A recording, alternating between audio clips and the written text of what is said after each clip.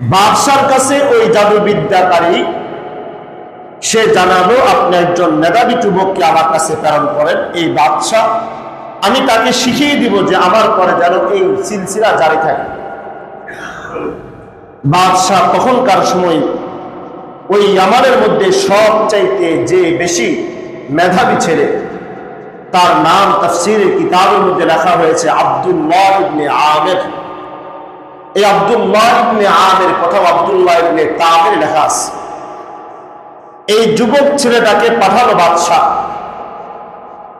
যুবক প্রতিদিন যখন যায় ওই মুরব্বীর কাছে জাদুবিদ্যা শিখে, যে পথে রওনা হয় যাওয়ার পথে দেখে ওই যাওয়ার পথে আরেকজন ব্যক্তি যে পাদ্রী, খ্রিস্ট ধর্মের পাদ্রী, সে মানুষকে ধর্মীয় জ্ঞান শিক্ষা দেয়।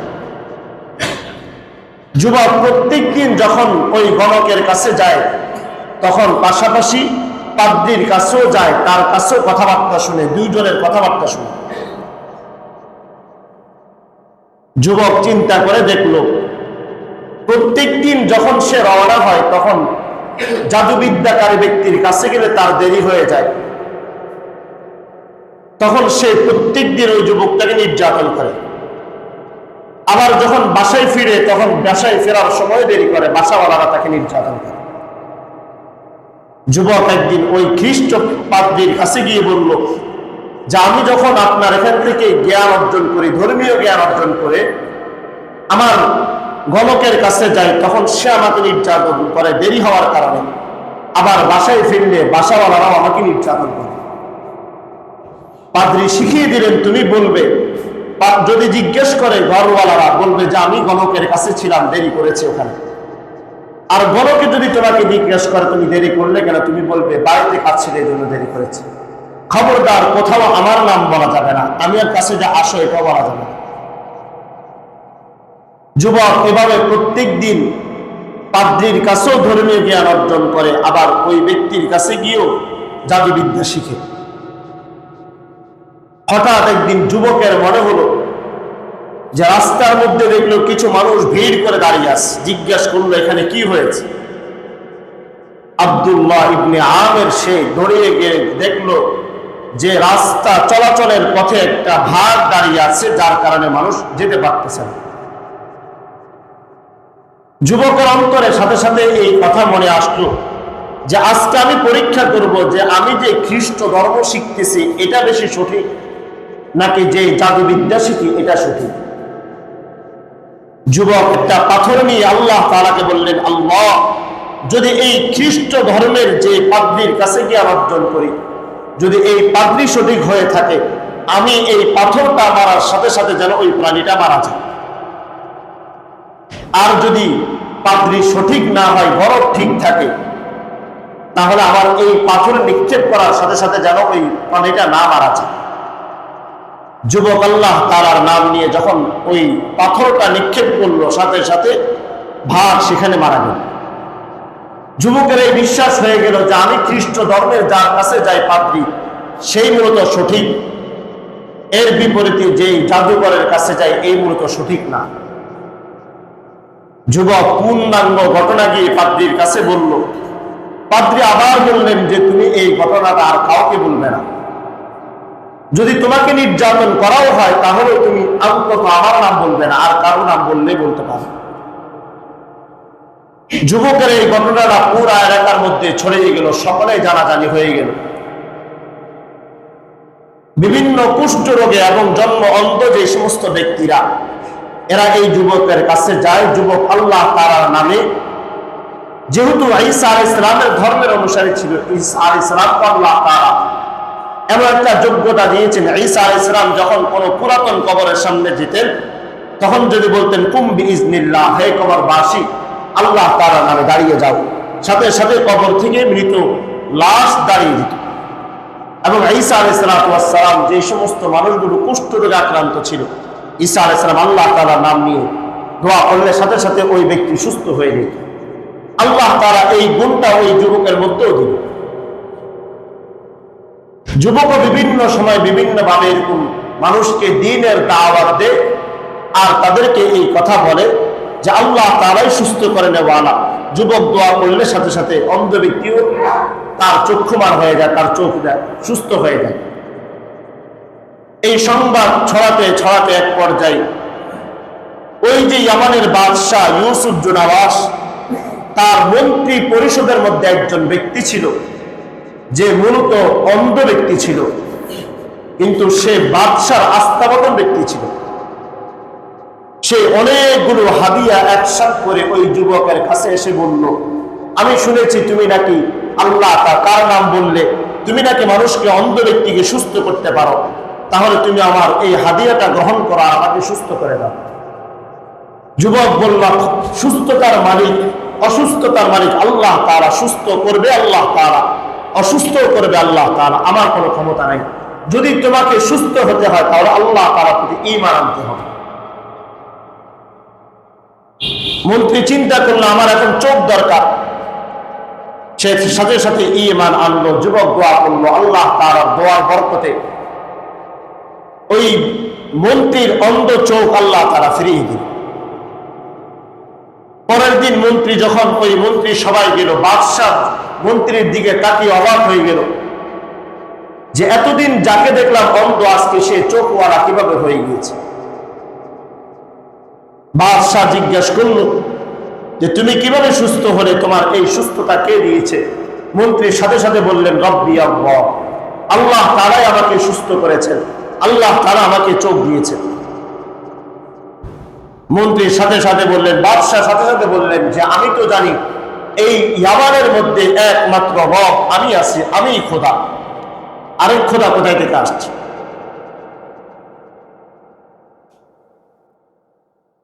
এক পর্যায়ে বাদশাহ ওই মন্ত্রীকে তার মন্ত্রিত্ব ফিরিয়ে নিয়ে গেল এবং তাকে নির্যাতন শুরু করে দিল। এই পরিমাণ নির্যাতন করলো, এক পর্যায়ে ওই মন্ত্রী তার এই নির্যাতন সহ্য করতে না পারে যুবকের নামটা বলে দিয়েছে। বাদশাহ ওই যুবককে ডাক দিলেন, যুবককে ডেকে বললেন, তোমার তো দেখি ভালোই ক্ষমতা হয়েছে, তুমি তো দেখি এখন জাদুবিদ্যার মাধ্যমে মানুষকে সুস্থ করতেও শুরু করেছো। যুবক সাথে সাথে বলল যে আল্লাহ তাআলাই সুস্থতার মালিক, আর আমি জাদুবিদ্যার মাধ্যমে নয় বরং খ্রিস্ট ধর্মের মাধ্যমে তথা হযরত ঈসা আলাইহিস সালামের ধর্মের মাধ্যমে আল্লাহ তাআলার কাছে দোয়া করলে আল্লাহ তাআলা সুস্থ করে দেন, এটা আল্লাহ তাআলার ক্ষমতা। বাদশাহ বুঝলেন যে এই যুবকের পক্ষে এই কথা বলা, এই কাজ করা সম্ভব নয়, অবশ্যই তার একজন গুরু আছে। বাদশাহ ওই যুবকের উপর নির্যাতন শুরু করে দিল। যুবক এক পর্যায়ে ওই পাদ্রীর নাম বলে দিল। পাদ্রীকে ধরে নিয়ে আসা হলো বাদশার দরবারে।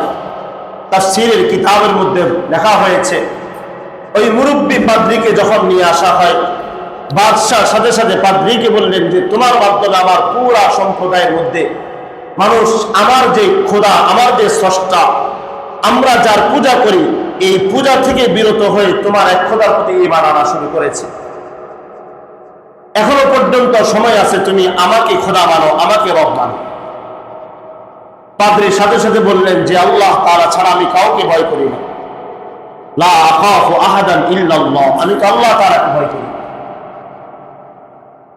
বাদশাহ সাথে সাথে অর্ডার জারি করে দিলেন যে বড় একটা করাত নিয়ে আসো। মুসলিম শরীফের হাদিসের মধ্যে আসছে যে একটা করাত নিয়ে আসার পরে ওই পাদ্রীর মাথা বরাবর এভাবে এই করাতটাকে রেখে বাদশাহ অফার করলেন, এখনো সুযোগ আছে, ঈমান ছেড়ে দাও, তোমাকে ছেড়ে দিই। কিন্তু পাদ্রী ঈমানের উপর অটল অবিচল, ঈমান ছাড়তে রাজি না। একজন ব্যক্তি শুধুমাত্র ঈমান আনয়ন করার কারণে, শুধুমাত্র ঈমান আনয়ন করার কারণে আল্লাহ তাআলা বলেন, ইন্নাল লাযীনা ফাতানুল মুমিনিনা ওয়াল মুমিনাত সুম্মা লাম ইয়াতুবু ফালাহুম আযাবু জাহান্নাম ওয়া মা নাকামু মিনহুম ইল্লা আন ইউমিনু। তাদেরকে শাস্তি দেওয়া হয়েছে শুধুমাত্র ঈমান আনয়ন করার কারণে। যে ঈমান আমি আর আপনি জন্মের পরে পেয়ে গিয়েছি, জন্মের সূত্রে আমি মুসলমান হয়ে গিয়েছি, সাহাবায়ে কেরামদের ঈমান, পূর্ববর্তী যুগের ঈমানদারদের ঈমান এভাবে আসে নাই। আমারও আপনার বাপদাদার ইতিহাস, এই ভারত উপমহাদেশে হিন্দুদের ক্ষমতা ছিল, তারা ঈমান এত সহজে পেয়ে যায় না। শুধুমাত্র ঈমান আনয়ন করার কারণে ওই পাত্রীর মাথা বরাবর মাঝখান বরাবর করাত দিয়ে দুই টুকরা করে দুই পাশে দুইটা অংশ ফেলে দিয়েছে। এরপর মন্ত্রীকে ধরলো, মন্ত্রীকেও বলল, মন্ত্রীকেও এভাবে জবাই করে শাস্তি দেওয়া হলো। বাদশাহ যুবককে বললেন, এখন তুমি বেঁচে আছো, একমাত্র সুযোগ আছে, এখনো পর্যন্ত তুমি আমাকে রব মনে করো। শুধুমাত্র রব ফেরাউন বলে নাই, নমরুদ নিজেকে খোদা দাবি করেছে। ফেরাউন বলছে আনা রব্বুকুমুল আ'লা, আমি সবচেয়ে বড় খোদা, আমার থেকে বড় খোদা আর কেউ হতে পারে না। এরকম ইয়ামানের ওই বাদশাহ বলল, আমি সবচেয়ে বড় খোদা, এখনো সময় আছে, ঈমান আর ছেড়ে দাও, আর আমার খোদার প্রতি ঈমান আনো, আমাকে রব হিসেবে গ্রহণ করো। বাদশাহ বুঝলেন যে এই যুবক ঈমান ছাড়বে না। তার যে গুরু, তাদেরকে যেভাবে নির্যাতন করা হয়েছে, পাদ্রীকে যেভাবে নির্যাতন করা হয়েছে, মাঝখান বরাবর কেটে দেওয়া হয়েছে, তারপরেও এই লোক ঈমান ছাড়ে নাই, তাহলে তার সাথে তার থেকে কম হবে না। বাদশাহ সৈন্য বাহিনী তৈরি করে দিল, যাও এই যুবককে বিশাল বড় পাহাড়ের উপর উঠাও, এরপর পাহাড়ের চূড়ায় গিয়ে তাকে বলবে যে ইয়ামানের বাদশার প্রতি ঈমান আনো, ইয়ামানের বাদশাকে খোদা হিসেবে গ্রহণ করো। যদি সে তখন আমাকে খোদা হিসেবে গ্রহণ করে, তাকে তোমরা নিয়ে আসবে। আর যদি এই যুবক ঈমান না আনে, আমার প্রতি বিশ্বাস না করে, আমাকে খোদা না মানে, তাহলে তাকে ওই পাহাড়ের চূড়া থেকে নিক্ষেপ করে নিচে ফেলে দিবে। বাদশার কথা মতো সৈন্য বাহিনী ওই যুবককে নিয়ে গেল। সেখানে নিয়ে যাওয়ার পর ঈমানের জন্য তাকে ডাক দিল, বাদশার প্রতি ঈমান আনার জন্য, বাদশাকে খোদা বলার জন্য। যুবক তখন আল্লাহ তাআলার কাছে বললেন, কাফা বিল্লাহি ওয়াকিলা, আল্লাহ তাআলা আমার জন্য উকিল হিসেবে যথেষ্ট। আল্লাহ তাআলাকে বললেন, আল্লাহ, আমি আপনার প্রতি ঈমান আনয়ন করেছি, এই বিপদ থেকে আপনি কিভাবে রক্ষা করেন আপনি জানেন। আল্লাহ রাব্বুল আলামিন ওই পাহাড়ের মধ্যে এই পরিমাণ ভূমিকম্প তৈরি করে দিলেন, ভূমিকম্পের কারণে ওই সৈন্য বাহিনী সবাই থরথর করে কাঁপতে কাঁপতে তারা পাহাড়ের নিচে চূড়ায় পড়ে তারা সবাই মারা গেল। যুবক আবার বাদশার কাছে ফিরে আসলেন। বাদশাহ জিজ্ঞাসা করলেন, তোমার তাকে যাদেরকে পাঠাইছি তোমাকে হত্যা করার জন্য, তারা কোথায়? তখন ওই যুবক বলে দিল যে আল্লাহ তারা এদেরকে ধ্বংস করে দিয়েছেন, আল্লাহ আমাকে রক্ষা করেছেন। বাদশাহ আরেকটা সৈন্য বাহিনী তৈরি করলেন যে না, কে পাহাড়ের চূড়ায় থেকে হত্যা করা যাবে না, এজন্য তাকে হত্যা করতে হলো আরো বড় মাধ্যম, তাকে সমুদ্রে নিক্ষেপ করতে হবে, এখান থেকে ফিরে আসার কোনো মাধ্যম নেই। সৈন্য বাহিনীর সাথে আবার বাদশাহ তাদেরকে প্রেরণ করলেন। ওখানে যাওয়ার পরে বাদশার কাছে আবার সেখানে সমুদ্রের মাঝখানে গিয়ে যুবক আল্লাহ তাআলার কাছে দোয়া করলেন। আল্লাহ তাআলা সমুদ্রের উত্তাল তরঙ্গ তৈরি করে দিলেন, সাগরের ঢেউর কারণে ওই সৈন্য বাহিনী প্রত্যেকেই মারা গেল। কিন্তু এই যুবক অক্ষত অবস্থায় আবার বাদশার কাছে ফিরে আসলেন। বাদশাহ এটা দেখার পরে আরো অবাক হতে লাগলেন যে আমি যতভাবে তাকে হত্যা করার চেষ্টা করতেছি কোনোভাবে সম্ভব হচ্ছে না। সর্বশেষ ওই যুবক বলল, বাদশাহ, আপনি আমাকে যতভাবে চেষ্টা করেন কোনোভাবে আপনি আমাকে হত্যা করতে পারবেন না। আমাকে যদি হত্যা করতে হয় একটাই মাধ্যম রয়েছে, তা হলো ওই যে অমুক জায়গায় একটা তীর আছে, ওই তীরটা বিসমিল্লাহ করে আল্লাহ তাআলার নাম নিয়ে যখন আমার শরীরের মধ্যে নিক্ষেপ করা হবে, সাথে সাথে আমি আল্লাহ তাআলার সন্তুষ্টিতে, আল্লাহ তাআলার রেজামন্দিতে, আল্লাহ তাআলার বিধান অনুযায়ী তখন আমার রূহটা চলে যাবে, আপনি তখন আমাকে হত্যা করতে পারবেন। ততক্ষণে এই যুবকের ইতিহাস পুরা সমাজের মধ্যে, ইয়ামানের মধ্যে ছড়িয়ে পড়েছে। বাদশাহ বিশাল বড় আয়োজন করলেন, বড় মাঠের মধ্যে বিশাল বড় আয়োজন করলেন যে অমুক যুবককে তার কথা অনুযায়ী সে যেভাবে বলেছে সেভাবে হত্যা করা হবে। ইয়ামানের সমস্ত মানুষগুলো একত্রিত হতে শুরু করলো। প্রত্যেকে এসে এই কঠিন মুহূর্তটা দেখার জন্য যখন সকলে একত্রিত হলো, বাদশাহ ওই যুবককে হত্যা করার জন্য একটা তীর নিক্ষেপ করলো।